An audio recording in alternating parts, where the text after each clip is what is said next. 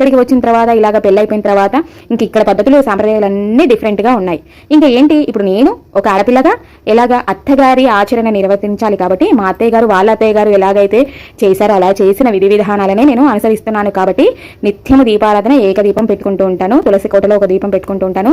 తులసి కోటలు కూడా 2 ఉంటూ ఉంటాయి. ఒకటి ఇంకా విష్ణు తులసి, తర్వాత ఒకటి లక్ష్మీ తులసి ఉంటుంది. వీటికి కార్తీక మాసంలో కళ్యాణాన్ని చేస్తూ ఉంటాను. ఇంకా ఇలా గడప ముందు పూలు పెట్టుకొని గడపకి పసుపు కుంకుమలు పెట్టుకుంటాను. ఇంకా సాంబ్రాణి, నిత్యం సాంబ్రాణి వేసుకోవడము, ధూపం వేసుకోవడము, నిత్యం దీపారాధన చేసుకోవడం అనేది ఉండేది. ఇంకా నా చిన్నప్పుడు విషయానికి వస్తే అమ్మ నిత్య దీపారాధన చేసేవారు కాదు, మామూలుగా కొన్ని వారాలలో మాత్రమే చేసేవాళ్ళు.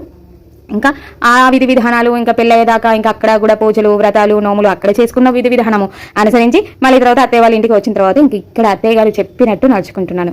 నేను చెప్పదలుచుకున్నది ఏంటి అంటే, ఎంతో మంది ఎన్నో రకాలుగా చెప్తూ ఉంటారు, ఏది ప్రలోభపడకూడదు, ఏకవత్తి వేయకూడదు. ఏకవత్తి దేనికి ప్రతీక అంటే, మనము మామూలుగా ఎవరైతే సమాధి మామూలుగా మనకి